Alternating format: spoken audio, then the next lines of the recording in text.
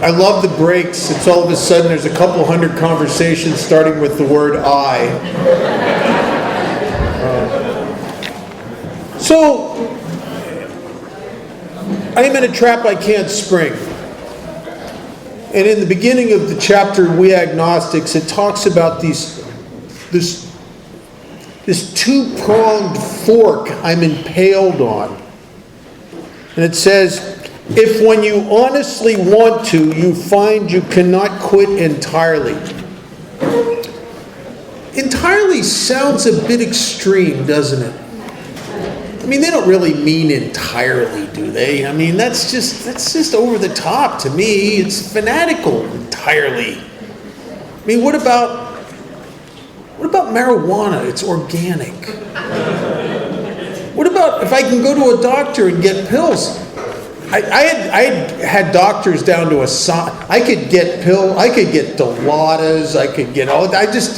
I just go in there and imagine I'm sicker than I am, and just get the doctor to start writing for me.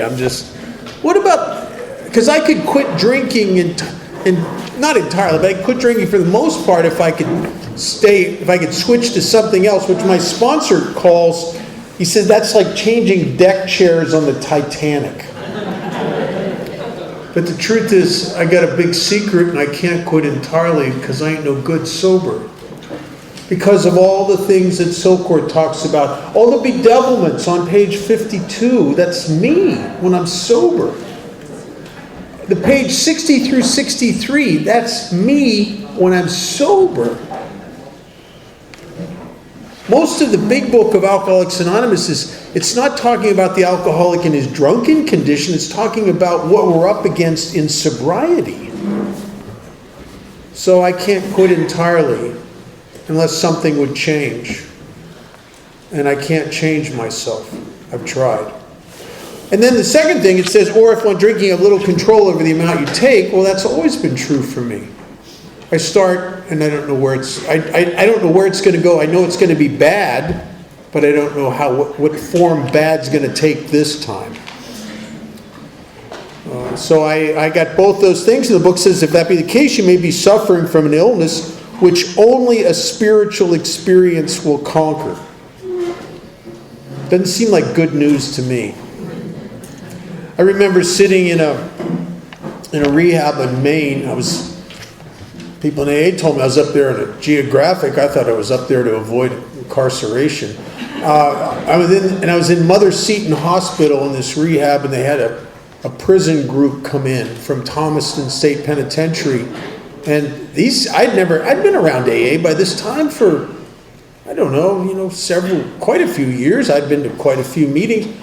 But they had a speaker out of the prison. It was one of the trustees. He was a lifer in there. Well, I'd never seen anybody in AA like this guy. He had really long hair and a long beard, and I had long hair and a long beard. I was hoping for a tryout for ZZ Top, I think. I don't know. And he had been an outlaw motorcycle guy, and he was covered with tattoos. And tattoos, this is like early part of the 70s. Tattoos are not chic. Nobody has tattoos back there except convicts. And they're blue ink prison tattoos. And he's covered with them. He's got arms that are just huge. Like this guy must be pumping iron 5-6 hours a day for years. Tough guy. He's talked about carrying a shotgun and pistol whipping people. Took no crap from anybody. And man, I'm listening to this guy thinking, man, I would drink with this guy. Because when you're secretly weak, pathetic, and afraid, and you don't know if you have enough anger to cover it up, you want to drink with guys like that because they got your back. And I thought, oh man, I drink with this guy. And then he started talking about very personal stuff, how he'd come to sometimes in the morning and he'd be in terror, like a scared little kid. And I thought, oh my God, you felt that way? Because I used to come to like that, almost in a fetal position, not knowing what I did the night before. Man, this tough guy's like that. I'll tell you, he's hooking me in. I'm ready to sign up for AA. And then he talks about being arrested for shooting this cop and ended up in prison. He went in prison. He went to his first AA meeting. And he said he connected to AA and then he found God. The minute he said he found God, I sat there and I went, oh no. Oh no, not him. He's cool. Oh, what have you people done to him? Oh no, you've turned him into a sunbeam for Jesus. Oh no, not him.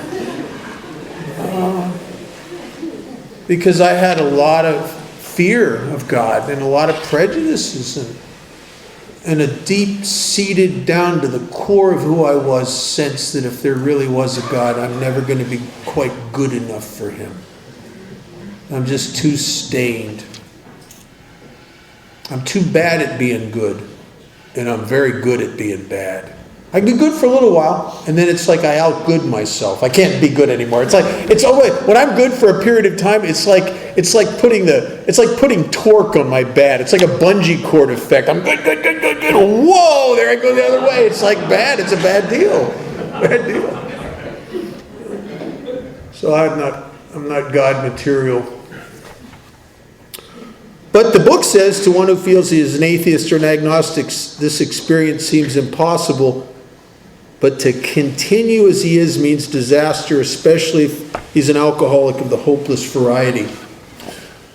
Now that is an odd thing to say. In other words, there's alcoholics, and then there's alcoholics of the hopeless variety. And I think there's some truth to that. You know, I look back over my life, and I was an alcoholic from the very first time I ever drank. But I wasn't of the hopeless. For a matter of fact, I had tremendous hope for years. You know, it's like an engine that wouldn't start. I'm gonna, right? But I had a lot of hope. I mean, it was like, I'm gonna meet her. I'm gonna get in the band. I'm gonna, you know. Matter of fact, this will sound strange, but it's really true. Hope just about killed me. Because as long as I was a hopeful person, I couldn't be desperate enough, because hope will negate desperation. That idea that hope, the book says, hoping against hope, we were not true alcoholics. And finally, in 1978, I became an alcoholic of the hopeless variety, and then that's when the total idea, the two delusions were smashed. The idea that somehow, someday, some way that I'm going to be able to get the ease and comfort again. I'm going to be able to get high and have it get me free, so I can come out and play like I used to. That I'm going to be okay. I'm going to find a way to jumpstart that party, and that I'll control it reasonably enough to keep the damage down to something legit. I didn't ever fancy I'm going to keep the damage down to nothing. But I'll tell you, in my alcohol logic, 6 months a year in jail in exchange for a little bit of partying seems like a good deal to me. I mean, that doesn't give you a high mental health quotient if you look at it that way. But that was a good exchange for me, because I needed the relief and I needed the freedom I'd found in the bottle so desperately. And I'd pretty much at the end, I'd have done just about anything to get it back. And I couldn't get it back.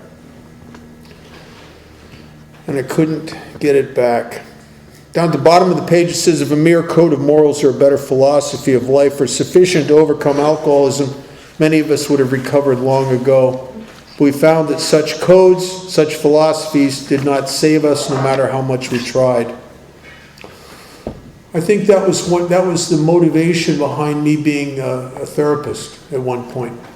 I think it was the motivation between going to all the AHP seminars and the stuff with Ellis and Silverman and all the TA stuff and all that stuff.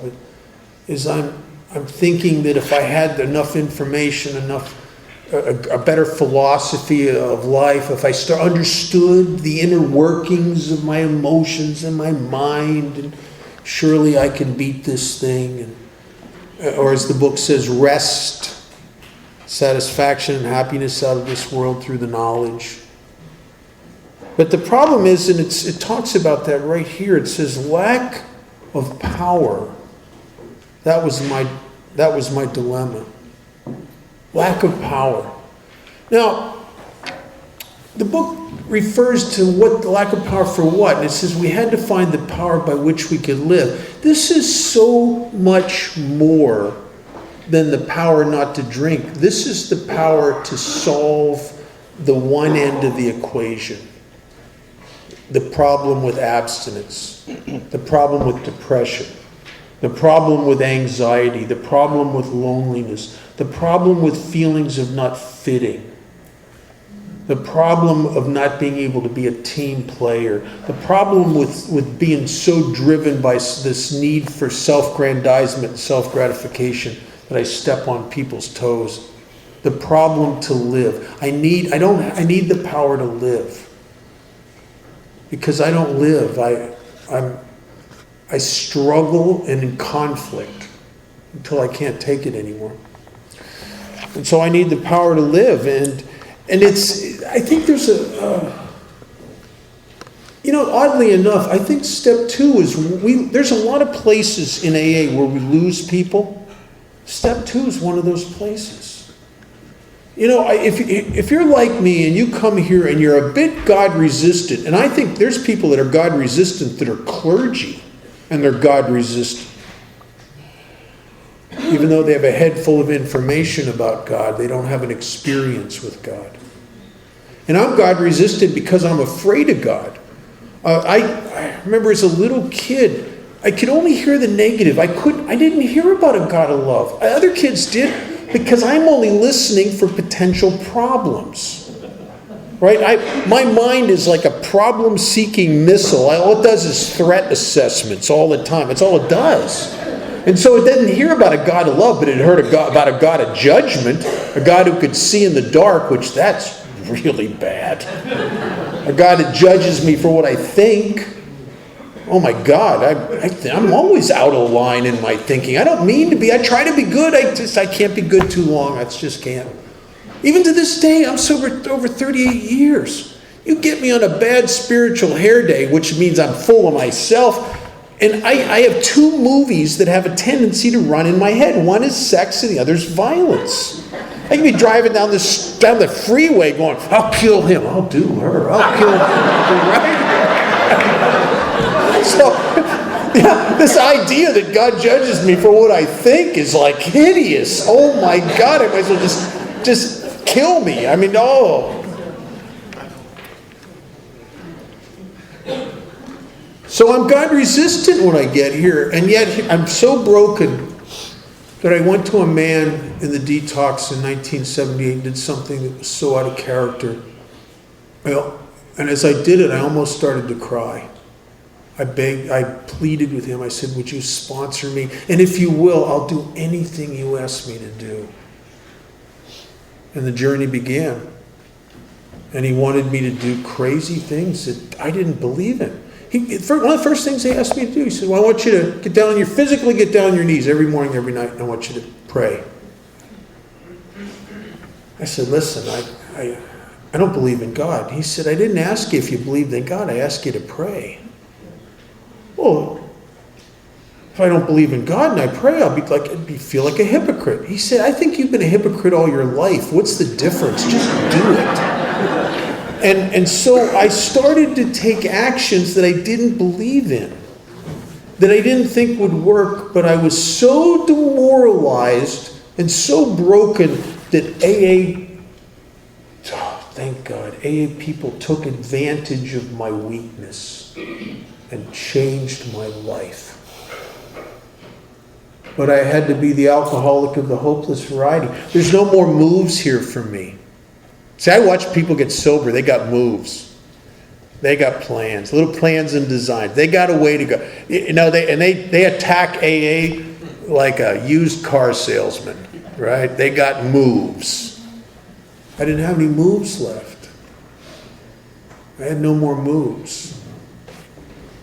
I was so tired of me, so sick of what I've been reaping, the way I felt in life. I had no more moves. And so I started taking these actions that would lead me into believing in God. And you know what happens, so those of you that have done that, I mean, it's remarkable. It's unbelievable. There's one of my favorite lines in this chapter. It says that God does not make hard terms with those who seek him. From the moment I started positioning myself in the universe as if God was a possibility, he started to appear. And he started working through the very fabric of the universe, and mostly through people. I can't tell you how many dozens of times I'd go to a meeting and I'm just distraught and confused and messed up, and there'd be some stranger there talking about exactly what I need to hear, exactly when I needed to hear it. I used to listen to cassettes of speakers. I'd be having a bad day and some guy gave me a stupid cassette. I was like, I gotta help. I put it on and it would, oh my God, that guy's talking about what I'm going through. And the question is, who's the choreographer behind all? Who's like lining this crap up? I mean, what? I mean, how? Because it's like, what happened? All of a sudden, I'm a good luck magnet when I've only been a bad luck magnet, and it all shifted as if life itself in the universe shifted from the moment I started the repositioning of myself. I had a guy 37, 8 years ago say that he thought AA could also stand for altered attitudes. I didn't know what that meant. I didn't like that word attitude, because people are always on me. You got a bad attitude. I don't even know what that means. It's a put down of some sort. But a guy in AA was a pilot, and he talked about how pilots talk about attitude when you're landing a plane, that your attitude is your angle of approach. So AA is designed to alter my angle of approach to life from the selfish taker to the surrendered giver. It's designed to change. It's a repositioning in life to catch something I don't even believe exists. And that's the grace of God. When I was a little kid, I wasn't that. I was when I was a teenager, actually. In lieu of being sent away, it was my third time in juvenile court. In lieu of being sent away to the juvenile home, my parents made a deal with the judge, and I got to go to this disciplinary school upstate New York on the Finger Lakes. And it was the dorm we lived in was an old motel on Lake Cayuga, I guess they call it. It's been a long time.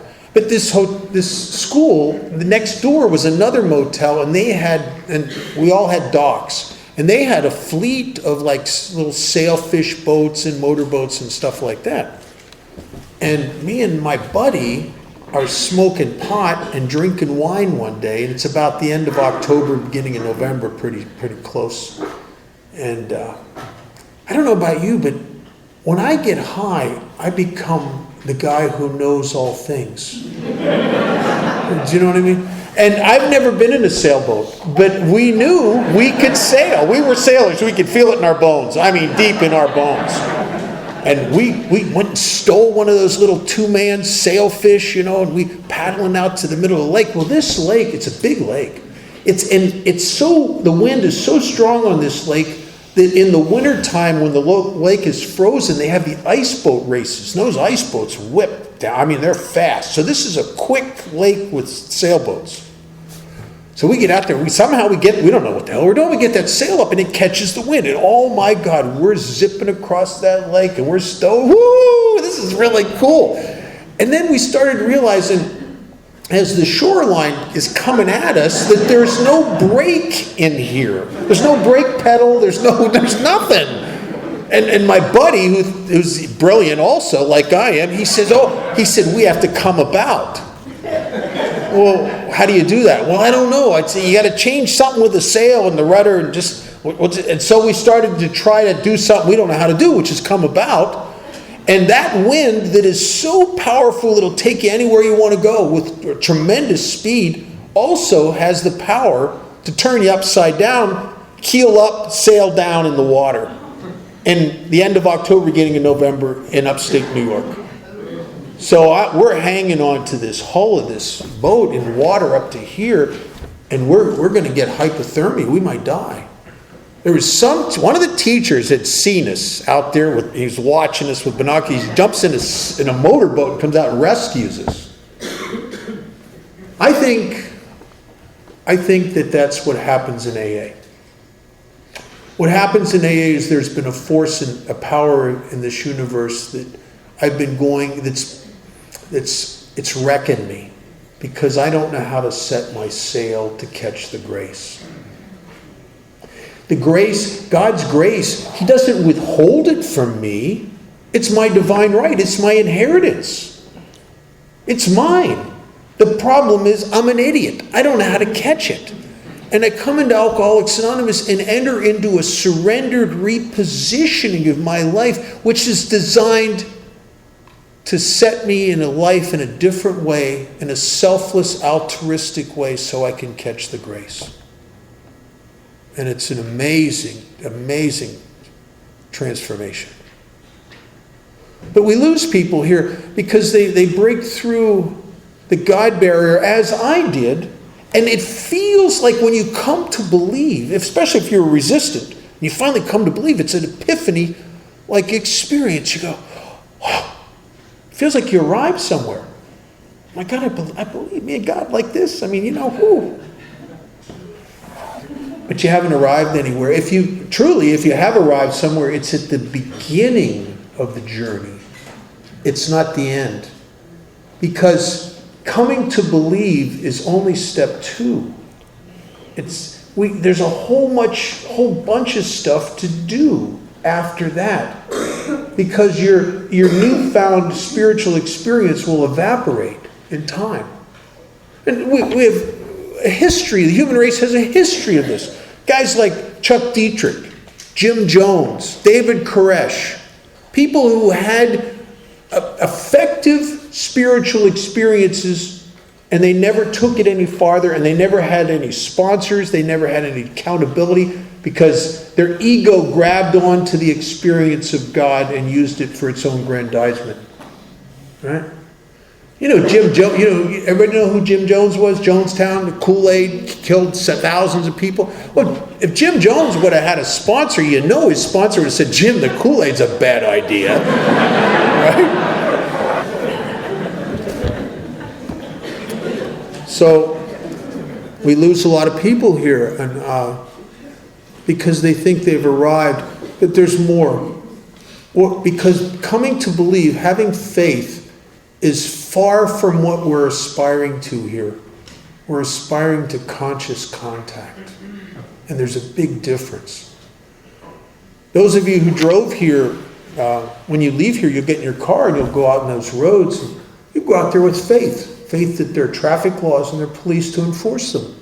And that faith may curtail your driving a bit.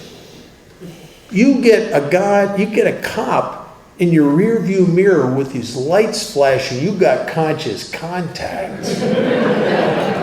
And one is right here in your now reality, and the other is of the mind, which is fine. The problem is, when it comes to alcoholism, as Father Martin used to say, when your intellect and emotions are in conflict with each other, the emotions always win. The intellectual knowledge and belief in God, when your feelings are putting the screws to you, don't sustain you.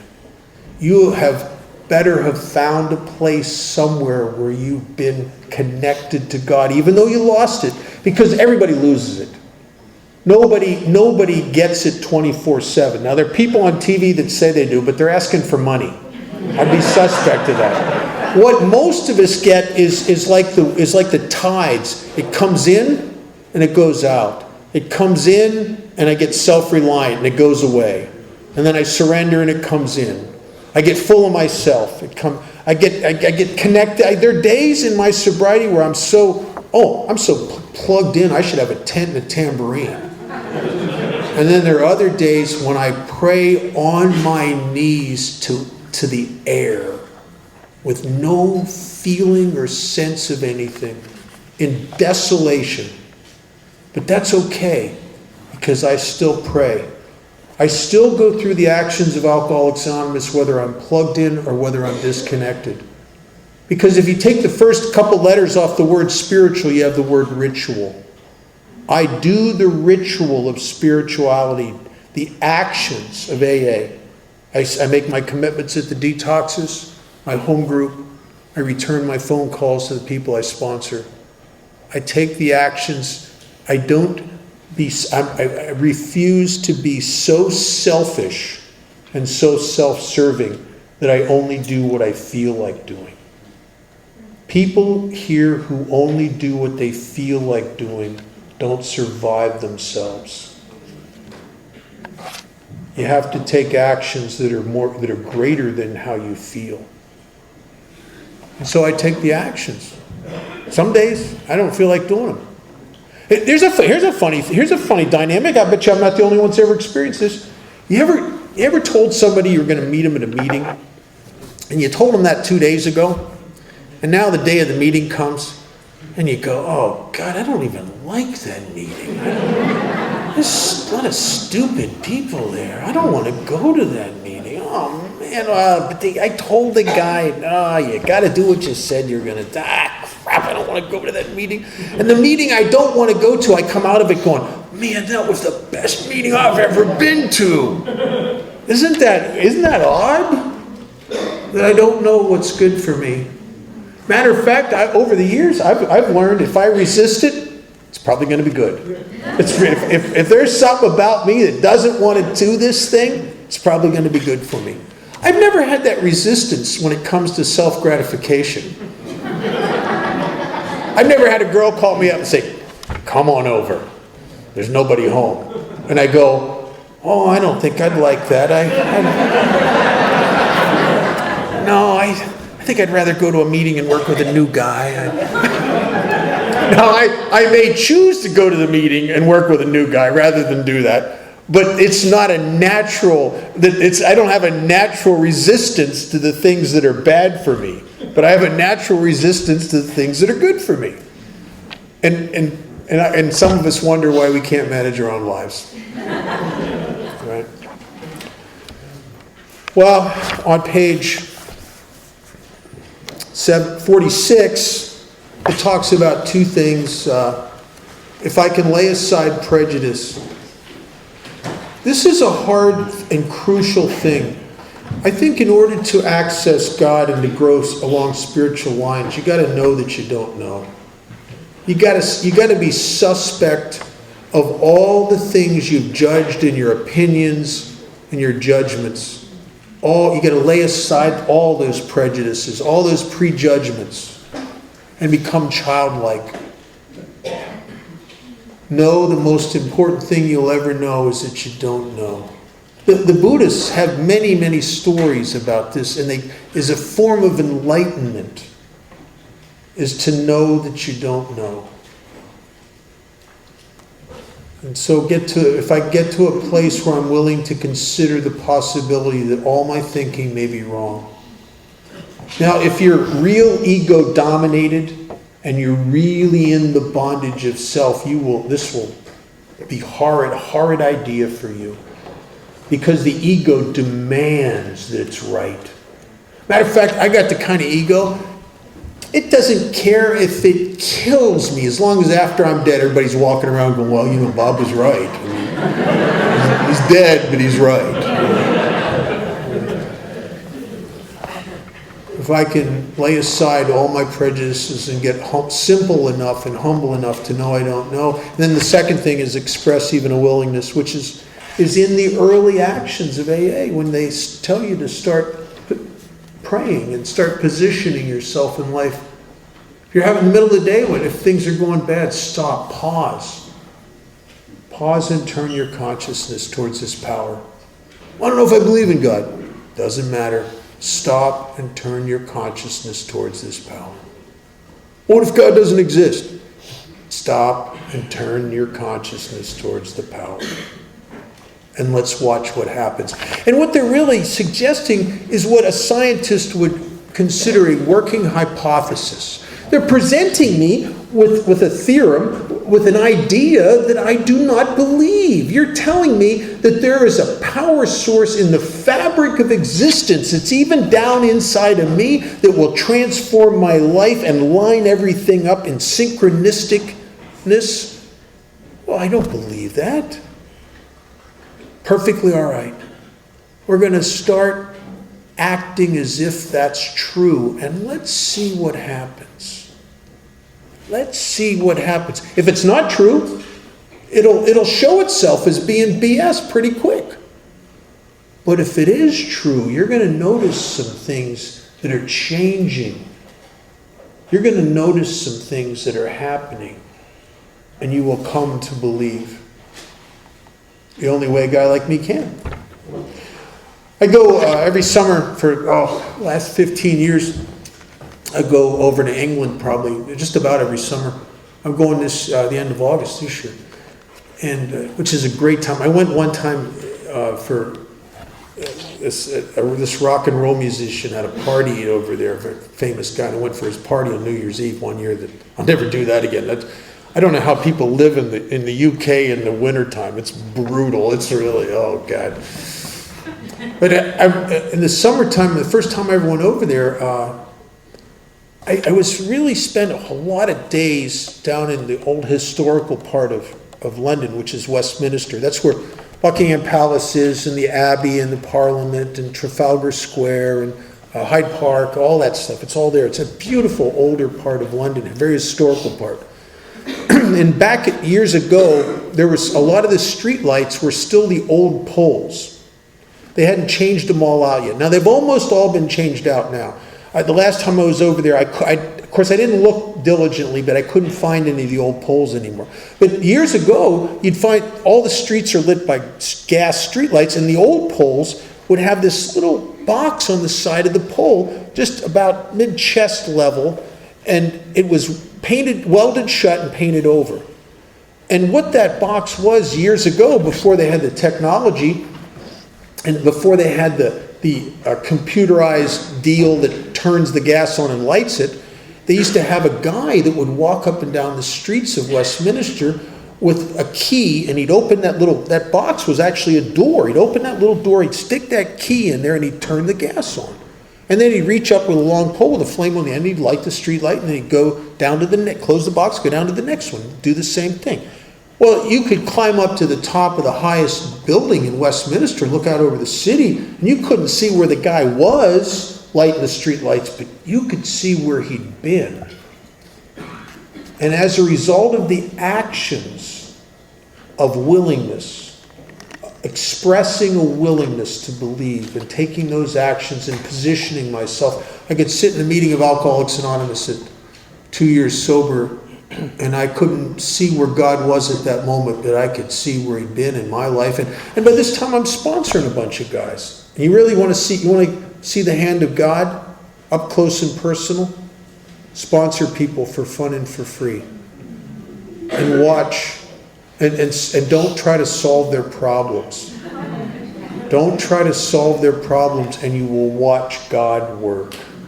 It's amazing. It's like there's an old story. It's just like this too. About this priest. He's walking down the street, and he's coming along the street, and at the bottom of this really steep hill. And he looks up at the top of the hill. There's this little kid about 4 years old on a tricycle. And the kid's all of a sudden is barreling down like a bat out of hell, barreling down that hill.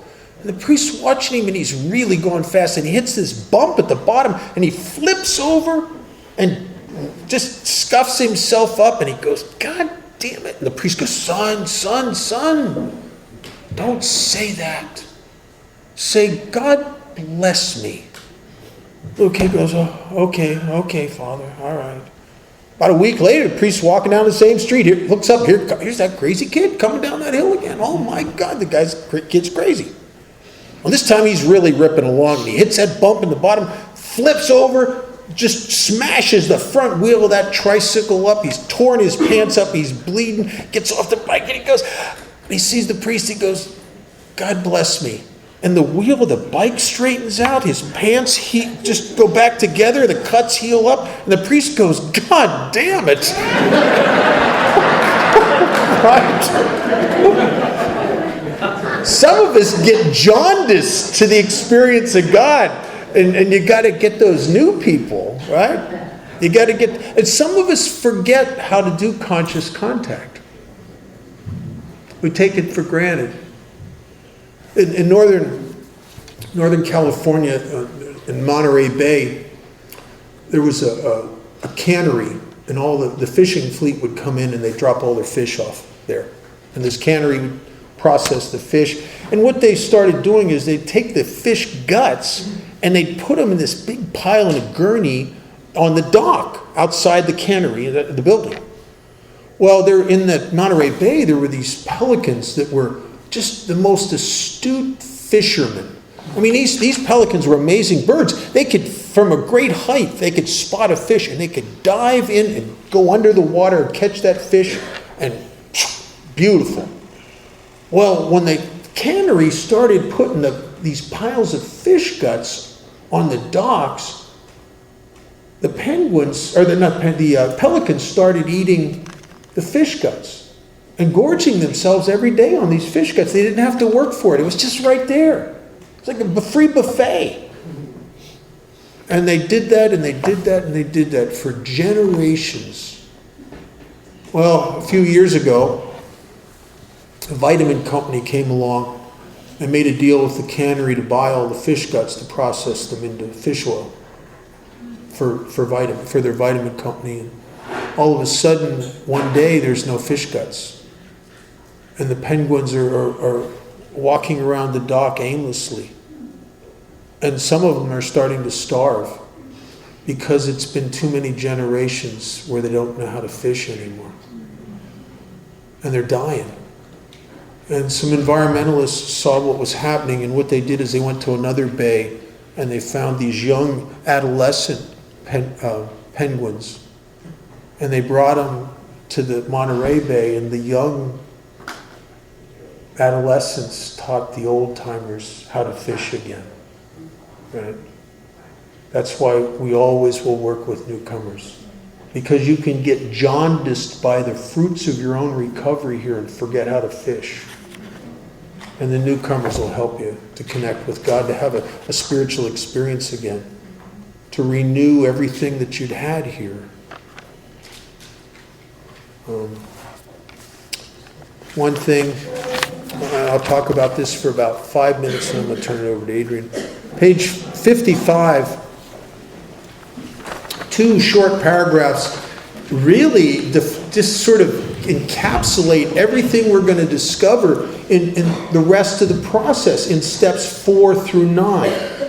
It defines in these paragraphs the problem, and it defines the solution. And it starts off by saying, and this is in the section where it talks about all our doubt and prejudices about God. It says, actually, we are fooling ourselves, for deep down in every man, woman, and child is the fundamental idea of God. Deep down in me? How could something... You used to hear the old-timers talk about the God within. Listen to this still small voice of the God within. How they used to like to just be quiet and commune with the God within. Not me. I tried it in early sobriety. I tried going home and just going to commune with the God within. I discovered when it's quiet out here, it gets really noisy in here. I felt after about 30 seconds that I was having a panic attack, and I turned the TV on. Chamberlain used to talk about God being in here.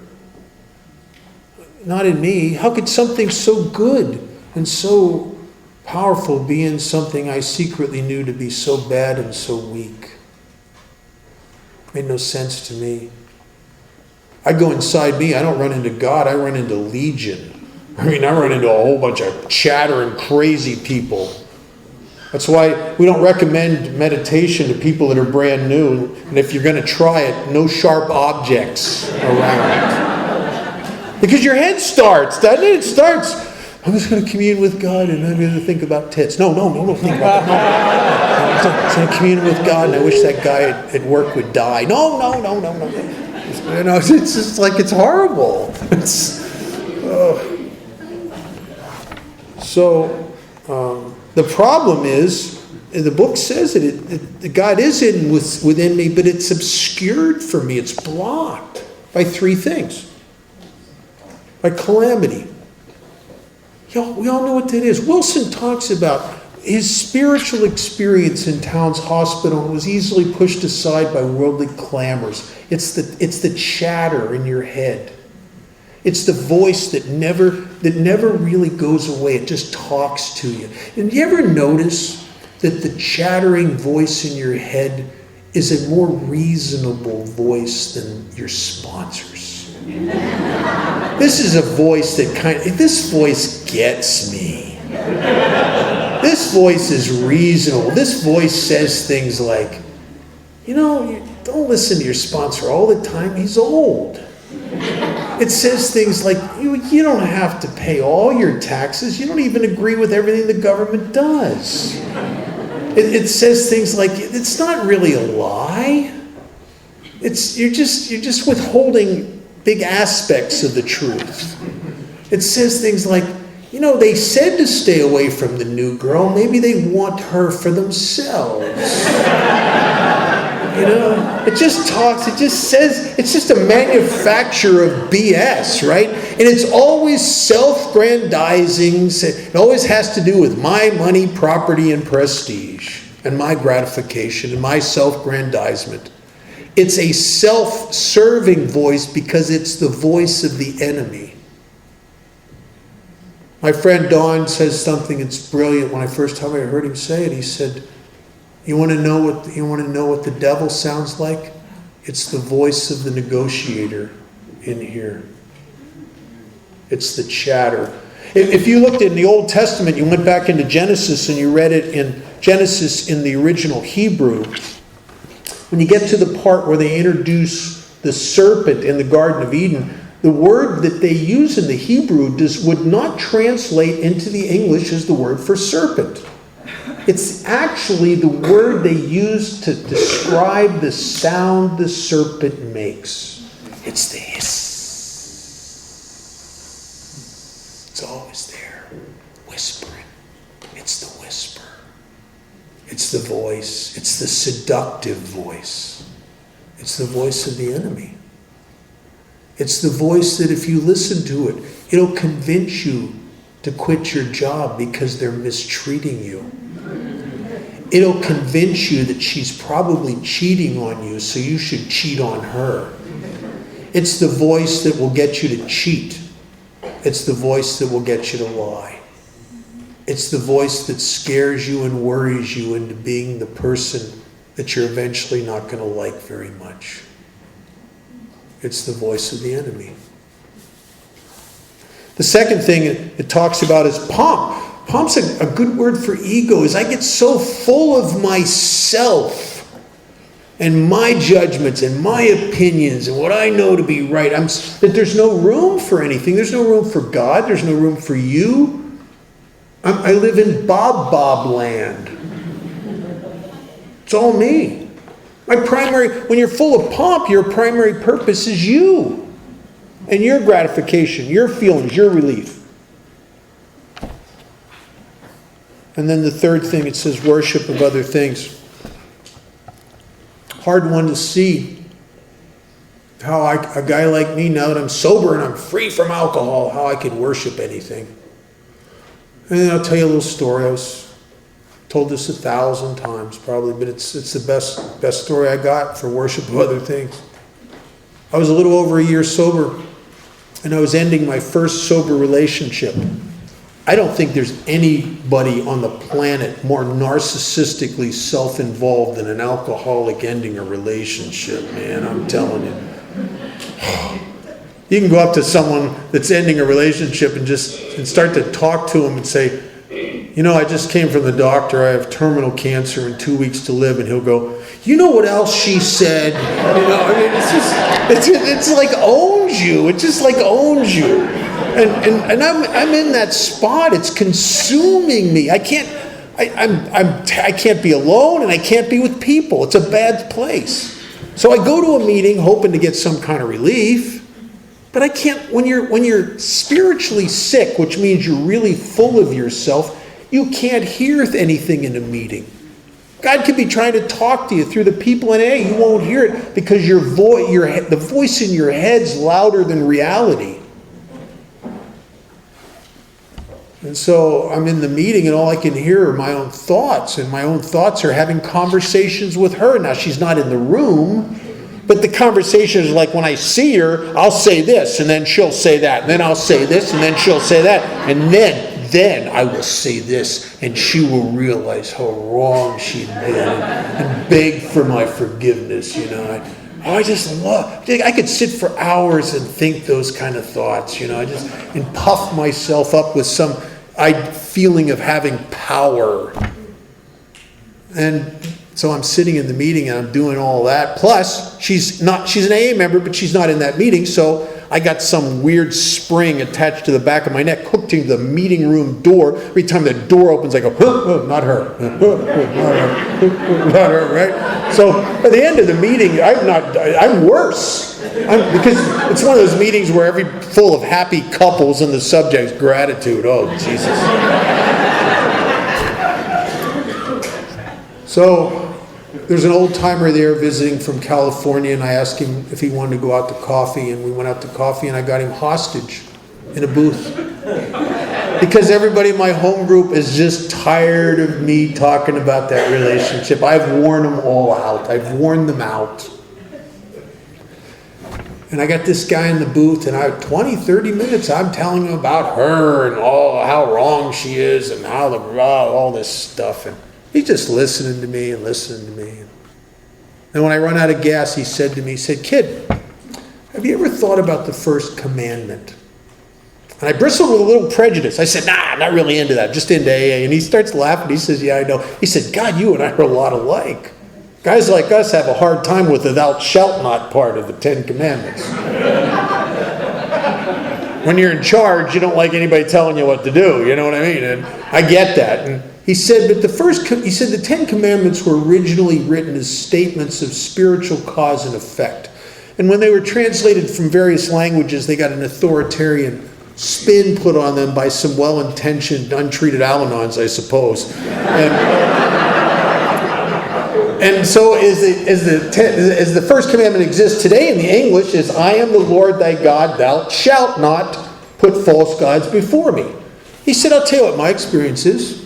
He said, "God loves me, no matter what. I can't do anything that will stop that. I can put anything I want between me and God. He still loves me. The problem is, if I do that, I just put something between me and God, and I block the light." He said, when you worship something, it doesn't mean to bow down to something. It means to obsessively turn your consciousness towards something.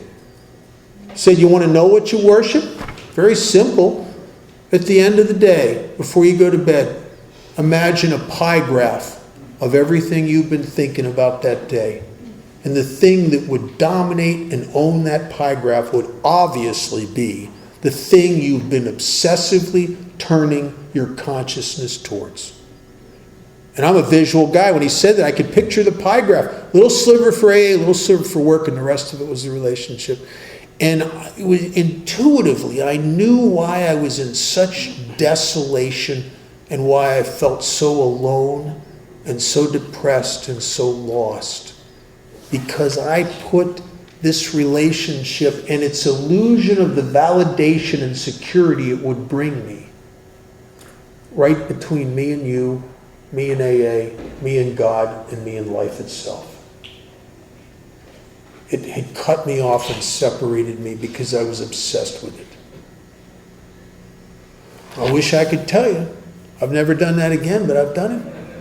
I've done it again. I've done it, and I never did it that bad with a relationship again, but I've done it with problems with my daughter, and I've done it with resentments.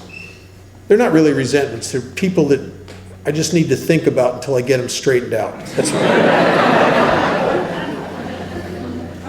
I've done them with money and fear. And I've done them with a lot of things. And I think the whole gist of Alcoholics Anonymous is, as my grand sponsor would say, is to uncover, discover, and discard the things that stand between me and you and me and God. Chuck used to say there was one problem and it contained all problems. And that was conscious and unconscious separation between me and you and me and God. And my job is to remove the things that are blocking me so I can be free. Just like I was when I was 16 years old and alcohol lit me up and set me free. So that I can be free. And I'm not a hostage to my own thoughts and emotions. Alcoholics Anonymous is one of the main goals. It's in step 9 is a new freedom. I have to, if you're sober, and maybe you're sober a couple years, and it kind of at times feels like you're doing time, you're missing something here.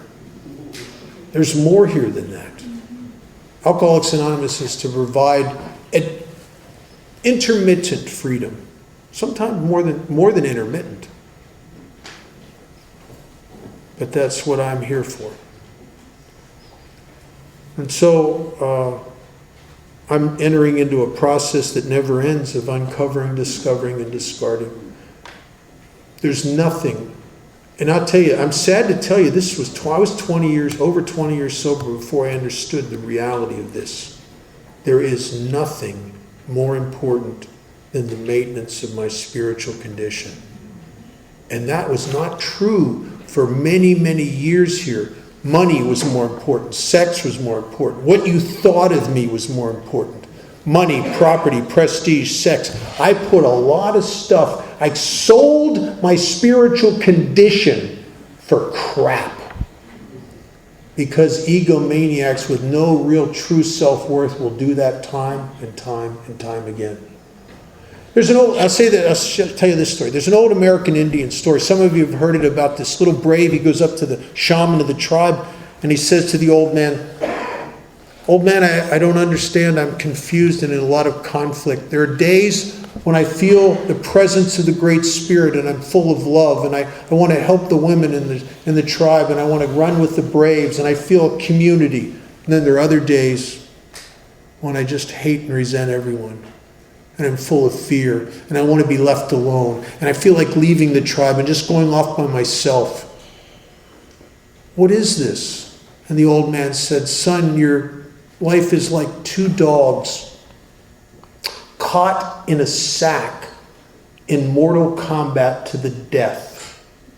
One dog represents love and light, and the other one represents selfishness and fear and anger.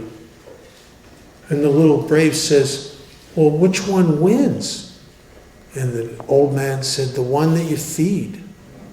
Here's the problem with the second half of step 1. My natural inclination is to feed the wrong dog every single time. That's why I'm a little over 38 years sober, and I have a sponsor and I have accountability with him. I would like to be grandiose enough to tell you that, well, it's just me and God now. I've had a spiritual awakening, and I get all my direction just right from God. I don't need a sponsor anymore. Well, that's true on a spiritual good hair day. The problem is when I need direction from the most is when I can't access it because I'm too full of myself and too full of my own fears and self-interest. So I will always need accountability here. The accountability of a home group and commitments and having a sponsor. God, I wish I was the kind of guy that could work these steps so well that I could click my heels and I'd be back in Kansas. But I've not been able to do that. And that is the great blessing in my life. That I have not been able to become well enough to no longer need AA in all its aspects. The ego would like to tell me at times that I've arrived. You stay in the trenches long enough, you see what happens to the people that arrive. I don't want to happen to me what happened to them. So I stay small. I stay accountable. I try to follow, I tell my sponsor everything. He gives me directions and I don't argue. Some of it, I was just putting a band together. Oh God, and so I grew a little goatee. I thought, oh, I like this. This is cool. My sponsor told me to shave it off at state line. Oh God. I went immediately and shaved it off. How could I not? I sponsor a couple hundred guys. How can I not? If I don't do what my sponsor asks me to do, how can I ask them to do anything? I have to balance the equation. I have to be the sponsee I want my sponsees to be. Otherwise, I'm a hypocrite again, right? I have to have integrity, oneness. As Chuck used to say, you cannot compartmentalize your life. You can't be a spiritual giant over here and a lecher and a predator over there. You can't, if you could do that, it'd be great. But it bleeds. And you don't see how it bleeds because you're one person in one life. And so I remain accountable. I don't always like what my sponsor says, but everything he's directed me to do, and since I got him when I was 15 years sober, has been for my benefit, and it's enhanced my life and saved me often from me. So I stay in the middle of Alcoholics Anonymous. Adrian, take me out there. Do you want me to go or do we want to take a bathroom break? It looks like. You want to take a Yeah, we'll take a bathroom break. Yep. What lunch is it? Well, sure, sorry. All right. For lunch. Okay. All right. Okay.